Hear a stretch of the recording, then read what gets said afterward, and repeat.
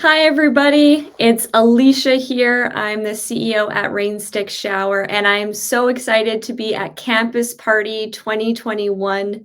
My vision for our collective future is that we can live with only 50 liters of water per person per day.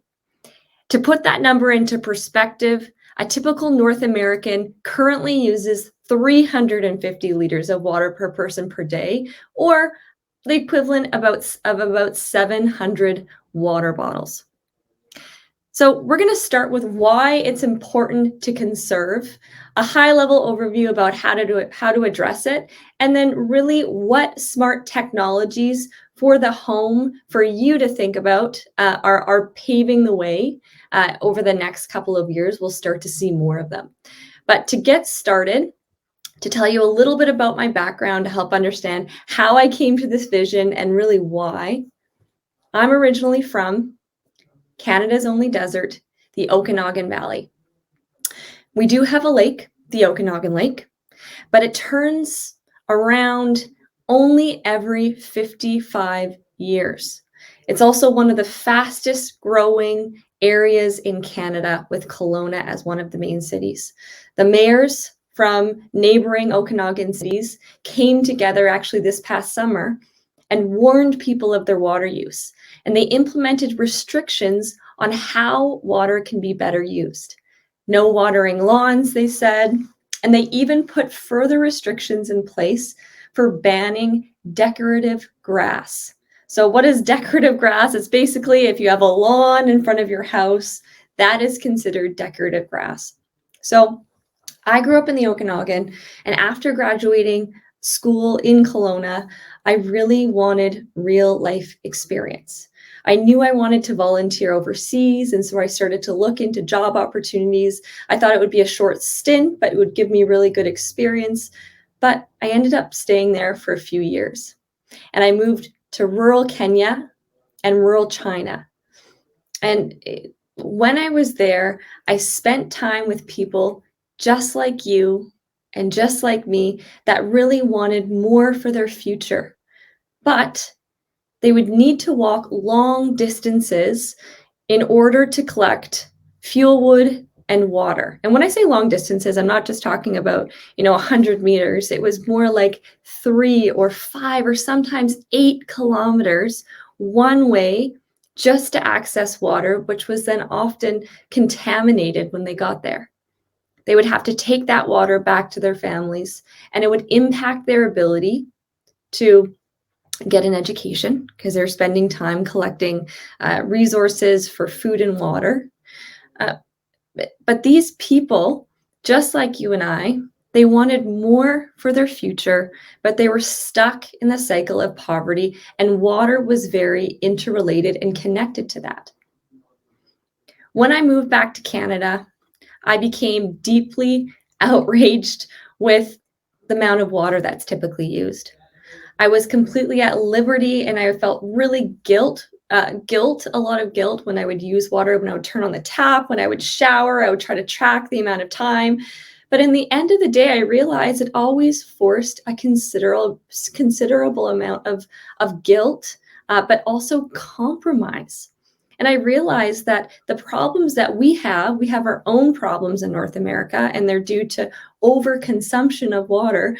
But the system in which we use that water promotes over consumerism right here in North America. And we need to do more to make every drop count.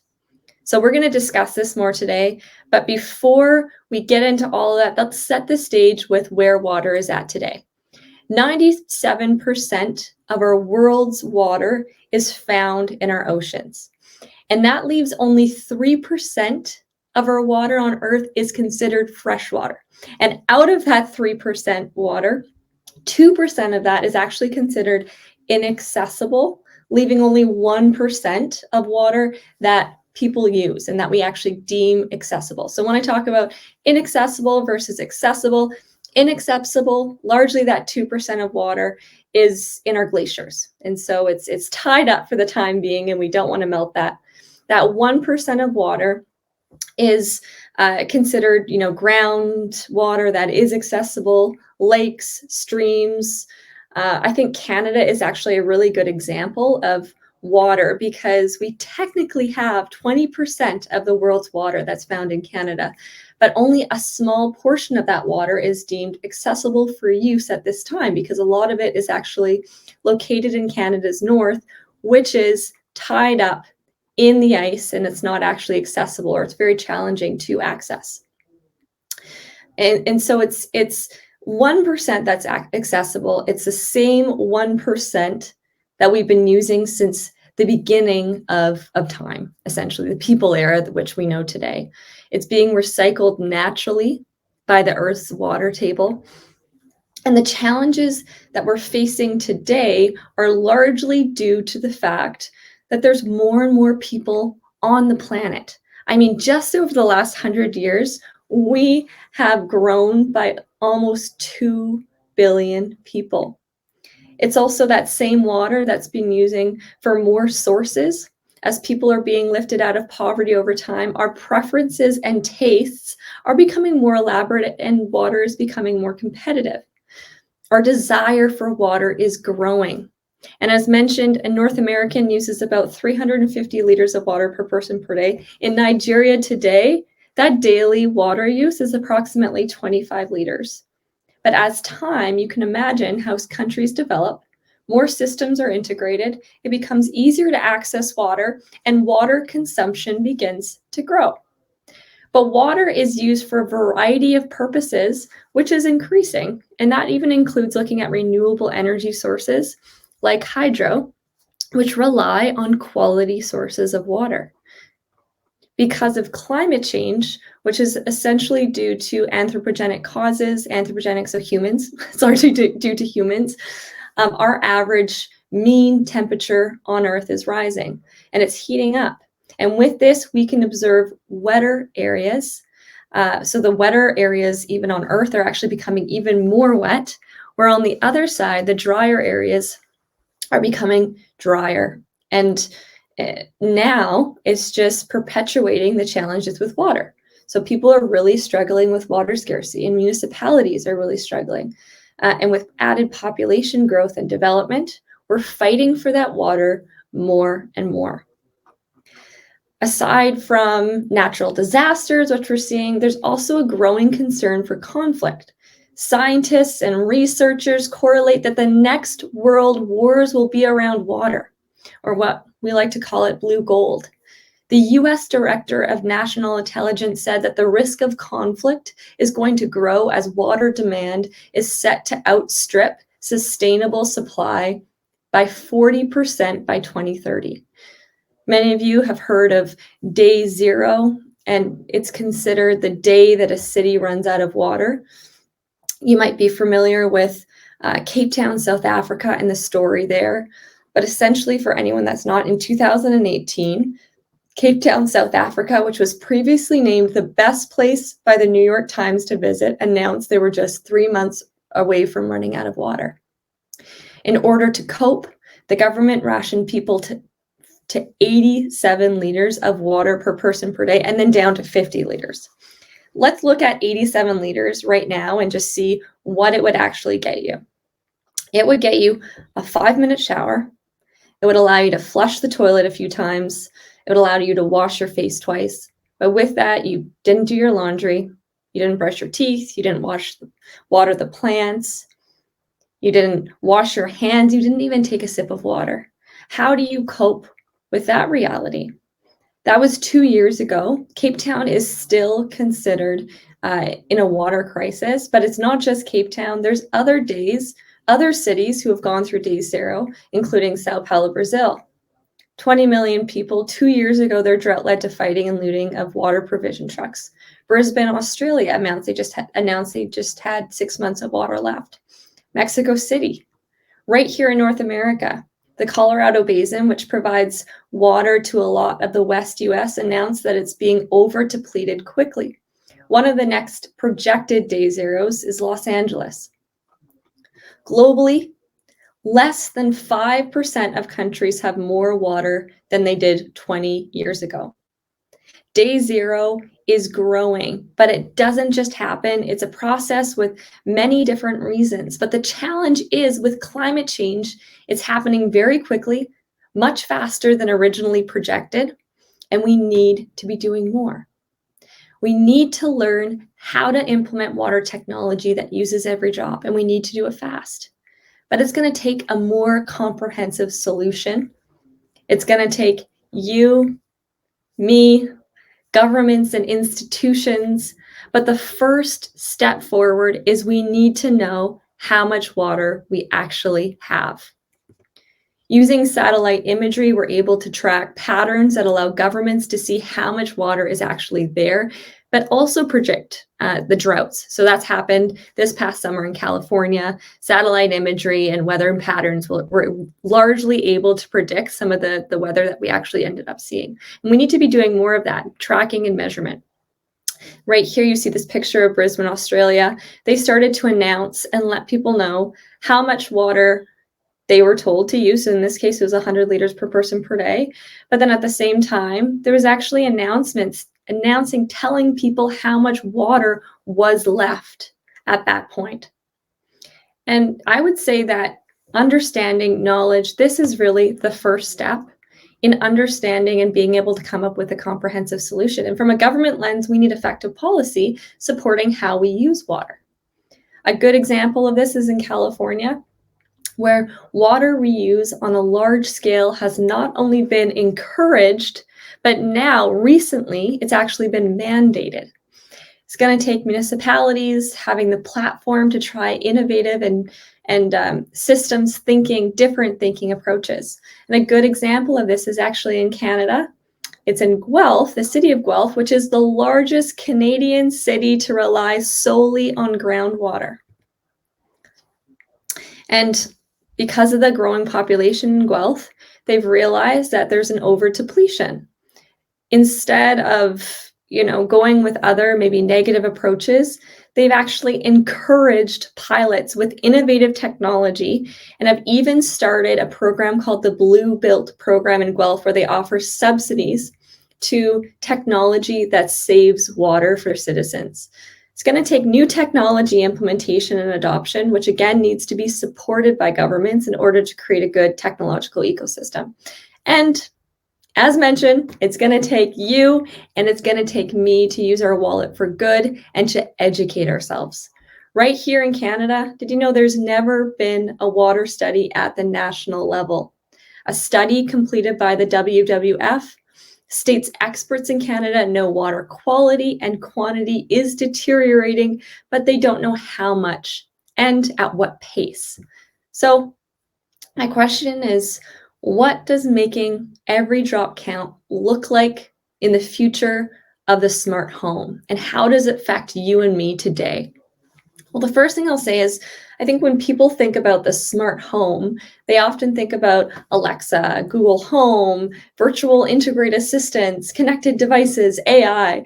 But really, the word smart in itself is a sliding scale. But we'll touch on some of the main areas, the main rooms within the home. So if we talk about that 350 liters per person per day and where it's allocated, almost 50% of the water use in a home is actually in the bathroom. It's generally split up between toilet flushing and showering. But when we've been showering in the past, we've been told just simply to use less or to use a low flow regulator, which you'll see on the screen there. That's what it looks like. You just hook it in and it takes your shower experience and just substantially reduces it. So sometimes you feel like you're just being, sprinkled on and that's it. Shampoo is barely washed out of your hair, but you do save water. We all know sustainability products, let's be honest, they don't typically work as well. But in the case that it might work, you're very happy and you're pleased with that. I mean, Harvard's sustainability report encourages people, I kid you not, to say the ABCs 2.5 times. And after you've said the ABCs 2.5 times, that's how you know you should turn off your shower. This has been the technology. IKEA is now selling shower buckets, as you can see to the right, and that's their approach for saving water, which is great as the first start, because you can take that water and you can use it for other sources within the home, like outdoor lawn care, things like this. But all of this requires compromise. We can be doing so much more. I mean, we're coming up with electric vehicles, smart thermostats. We see more for the home. A 10-minute shower right now is 100 liters of water. That's just wasted, goes right down the drain. And the solution here is RainStick Shower. So what RainStick is it's a Wi-Fi enabled high flow. It's a Wi-Fi enabled circular shower that saves 80% water and up to 80% energy, while also doubling the flow. So instead of the regulated 2 gallons per minute flow rate, RainStick actually offers a 3 gallon per minute flow rate. And then also offers, as a result of the energy and water savings, there's a monetary savings of $500 to $700 per year. This is what keeps me busy. I'm the inventor of RainStick Shower. And this is an area that allows people to save without compromise. The key for large-scale adoption is increasing the experience for the user while also saving because we need to.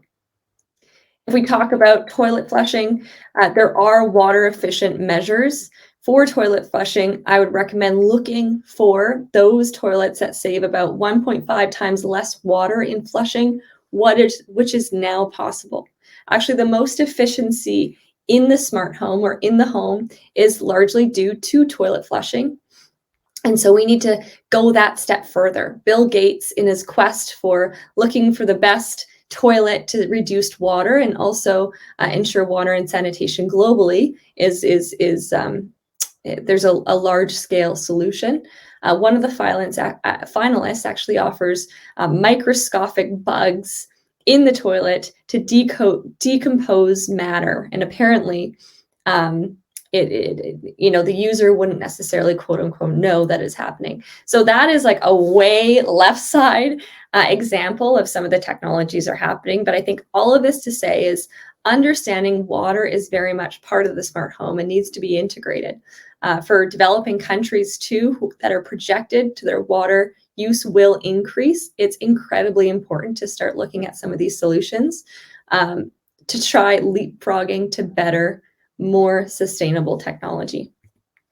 In the kitchen, we are seeing low flow faucets. That's one thing. So that's the first step. We talked about low flow showering, but we're also seeing sensors now so that you don't necessarily have to turn on the faucet. You just put your hands. So if COVID happened, and it's a way that you can ensure that that sanitation and your efforts, your kitchen, everything stays clean.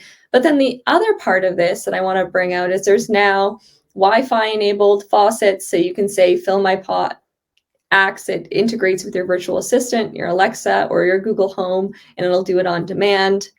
And then there's also heating on demand. You know that feeling when you're waiting for the water to get warmer and warmer? It's taking minutes for this to happen, depending on where your water tank is located in your home. Now you can actually do heating on demand. You turn it off and turn it on, and within seconds, that water is heated and ready to use, so you don't have to waste as much water. There's also Wi-Fi enabled smart dishwashers. So you choose when you want to wash. The soap is automatically dispensed. Dishwashing, I will say, over the two, from a smart home perspective and efficiency perspective, it is a lot more efficient than hand washing. The key, though, is to stop pre-washing your dishes and elective food scraping. Dishwashers of 2021, now coming into 2022, they do have the capability to withstand that. Just make sure you rinse it out every couple of months. When we talk about laundry, we're actually seeing water reuse in the laundry space and the removal of microplastics. So a good example of this is a company out of Sweden. They're called Mimbly. They have the Mimbox, which connects to the laundry machine, and it actually offers a way to remove the microplastics, to cleanse the water, and to recycle the water. One thing I think that we need to get away from, and this is where we're starting to see government regulations change, is when to use potable and when to use non-potable water. For your laundry, washing your clothes, this is a perfect example where you might not actually need potable water. It could be water that has been recycled and cleansed. So very, very interesting to see. And then lastly, the area is outdoor lawn care. So I mentioned at the very beginning, in the Okanagan, the mayors came out and said, we need to be doing more. Decorative lawn is not something that we should be looking at. Cities in North America have actually already started banning decorative lawn. Las Vegas is a good example. They've just come out and say, no, you can no longer do that. And xeriscaping is a solution that allows you to have a lawn, but at the same time, make sure that it doesn't require ongoing watering requirements. For the smart home, you could also look into auto lawn. So this technology here, it actually makes sure that you stop watering the sidewalks and you just focus on your plot of lawn, and make sure that the watering is efficient. It automatically offers a human pet safe fertilizing agent that helps you keep your water, that helps you keep your grass to a certain level, so you're happy with it. But this is definitely a solution to ensure water efficiency. But I would say the best case scenario is removing any decorative lawn altogether and going with a xeriscaping approach. All of this to say, put a lot of technology out there. We're seeing huge changes with the future of the smart home. We're not just caring about energy anymore. We're starting to transition to water and how it affects homes and how we can really reduce that. We need to reduce our carbon impact for the greater good of the world and where we're working. And when it comes to selecting some of these technologies, my recommendation would be to wait until you do a home renovation project. Maybe you have a family member that that's doing a home renovation project. Maybe a friend who's looking to start building their own house. At that time, look at the useful life of the assets that you have. But there is such an opportunity to start implementing some of these technologies over time. Implementing all of this would allow you to live with only 50 liters of water per person per day. And if all of this is safe, it sounds really overwhelming. Where do you start? What do you do today after you leave? Number one, stay in touch with all things water. How can you do that? Every Wednesday, we actually post on our Rainstick Instagram. Water Wednesday is what it's called. And we post on facts, water technology that we're seeing, really cool design elements, initiatives that are focused on living with 50 liters of water. We are posting about this on a weekly basis. So make sure that you follow our Instagram and we'll keep you in the loop with all things water. Tell someone what you learned today is number two. I think the biggest thing is information share, letting people know what opportunities are out there. And then number three, when the time comes, invest in your future. By investing in your future, you're investing in everyone around it, your friends, you're investing in my future, and of course, the next generation. It all starts with you. There's so much we can do, but look to different technologies and start to use them in your smart home. Thanks so much. And if you have any questions at all, my email is there. You can check out rainstickshower.com or reach out to us at either hello@rainstickshower.com or me personally, Alisha@rainstickshower.com. Thanks. Have a great day and enjoy the rest of Campus Party.